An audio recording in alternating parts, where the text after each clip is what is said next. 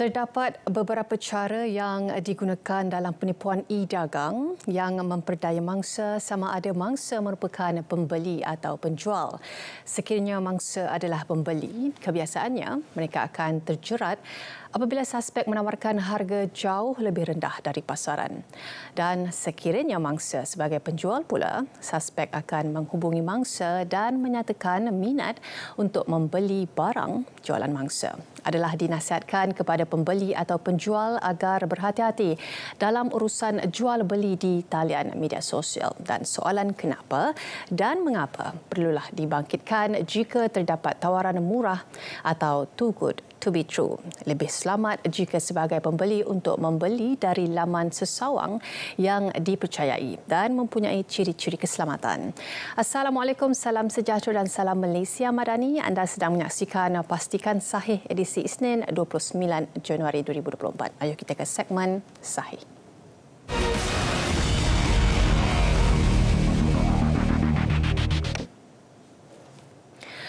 Orang ramai diminta agar berwaspada dengan individu yang menyamar sebagai pegawai Suruhanjaya Komunikasi dan Multimedia MCMC melalui panggilan telefon. Menurut kenyataan yang dikeluarkan MCMC baru-baru ini, modus operandi panggilan yang diterima bermatlamat memperdaya mangsa bagi tujuan tertentu.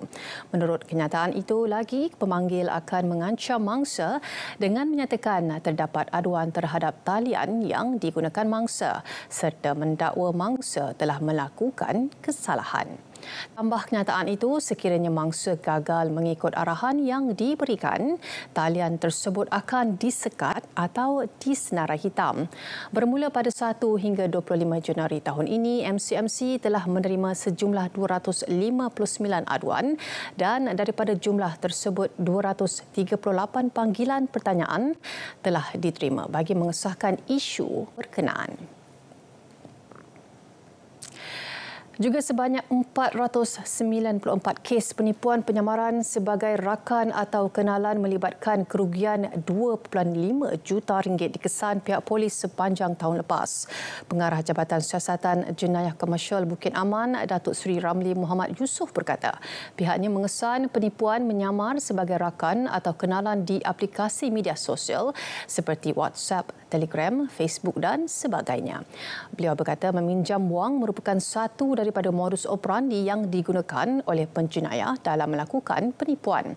Dan berdasarkan siasatan, sindiket ini didapati melakukan penggodaman terhadap akaun Telegram atau WhatsApp milik mangsa dan menghubungi senarai rakan mangsa yang diperoleh daripada Telegram atau WhatsApp untuk tujuan meminjam wang.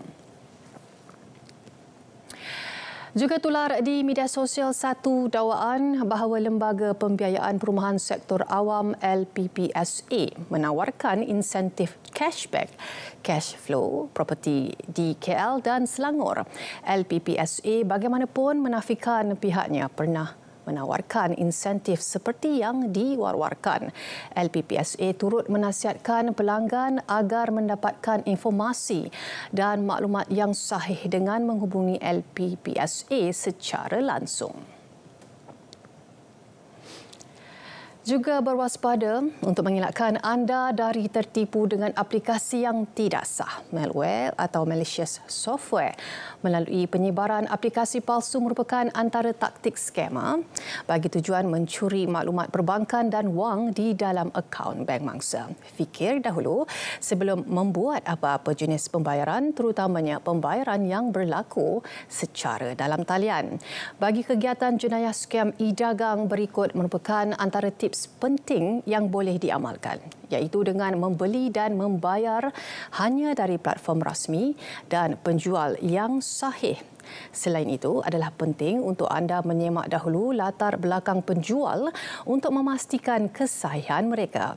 Tips penting terakhir adalah tidak menekan pautan yang mencurigakan atau memuat turun aplikasi app.apk untuk pembelian. Dan sekiranya terdapat apa-apa keraguan, hubungi BNM Link melalui nombor dan email yang tertera.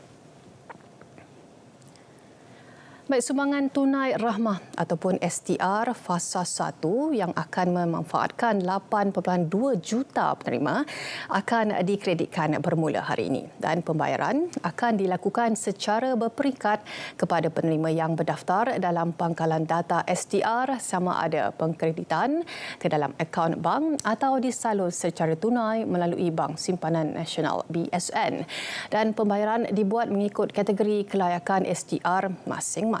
Dan terdahulu, kerajaan bersetuju menaikkan bayaran STR fasa 1 kepada RM500 bagi penerima kategori isi rumah berpendapatan RM2,500 dan ke bawah berbanding bayaran maksimum RM300 tahun lalu. Dan bagi isi rumah berpendapatan RM2,501 hingga RM5,000 pula, penerima layak menerima bayaran RM100 hingga RM300. Dan bagi penerima kategori warga emas, tiada pasangan dan golongan bujang masing-masing akan menerima RM150 dan RM100. Baik, lebih 400 lokasi panas dikenal pasti berisiko mengalami kebakaran susulan ramalan cuaca lebih kering pada bulan hadapan. Dan menurut Ketua Pengarah Jabatan Bomba dan Penyelamat Malaysia JBPM, Datuk Nur Hisham Muhammad, kesemua lokasi membabitkan kawasan gambut, kawasan pelepusan sampah haram dan kawasan pusat pelepusan sampah yang dimiliki oleh pihak berkuasa tempatan PBT. Beliau memohon agar masyarakat dan pihak media mengeluarkan kepada orang ramai untuk ketika-ketika kawasan tersebut sekiranya melihat individu ataupun kumpulan yang tidak bertanggungjawab memulakan kebakaran untuk membuat laporan kepada pihak bomba dengan segera. Dan tambah beliau, JBPM turut bersiap siaga daripada segi aset dan keanggotaan sebagai persiapan untuk menghadapi musim kering ini. Baik, berikut pula sedikit informasi dari Polis Diraja Malaysia berkaitan penutupan dan lencongan jalan pada Selasa 30 Januari ini sempena istiadat keberangkatan balik ke bawah duli Yang Maha Mulia Seri Paduka Baginda Yang di-Pertuan Agong Sultan Abdullah Riayatuddin Al-Mustafa Billah Shah dan ke bawah duli Yang Maha Mulia Seri Paduka Baginda Raja Permaisuri Agong Tunku Azizah Aminah Maimunah Iskandariah.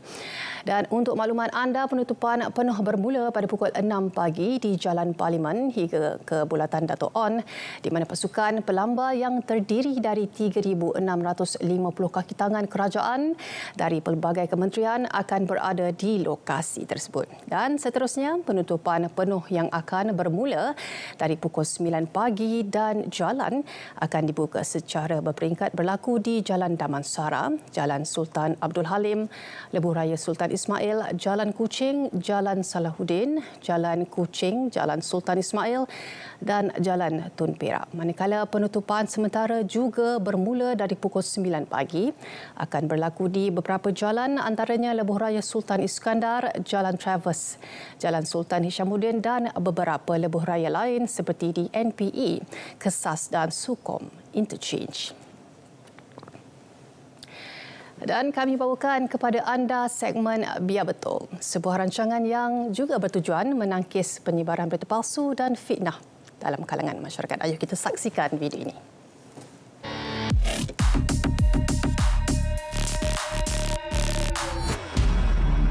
Start daripada 1 Februari 2024, tiada lagi latihan tetap dalam kerajaan. Semuanya hanyalah contract of service. Pada saya ini merupakan satu berita yang kecewakan saya lah.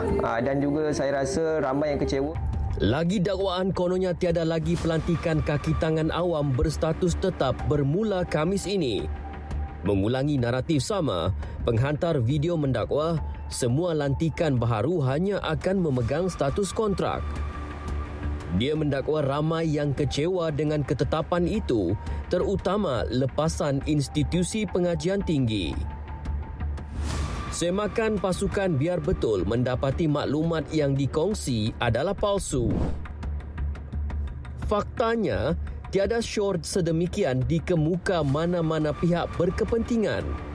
Jabatan Perkhidmatan Awam pula memaklumkan lantikan pekerja baharu secara kontrak hanya bersifat sementara. Mereka akan diserap ke jawatan tetap selepas kaedah baharu sistem saraan perkhidmatan awam dimuktamad. Tegas jabatan itu, lantikan kontrak interim dibuat berdasarkan peraturan dan dasar semasa. Ini bermakna jawatan tetap akan terus ditawarkan. Henti sebar berita salah fakta. Tak perlu timbulkan kegusaran dengan menyebarkan berita palsu. Penyebaran maklumat seumpama adalah kesalahan. Terima bahan fitnah atau disyaki tidak betul, segera lapor ke MCMC. Biar betul, tak pasti, jangan kongsi.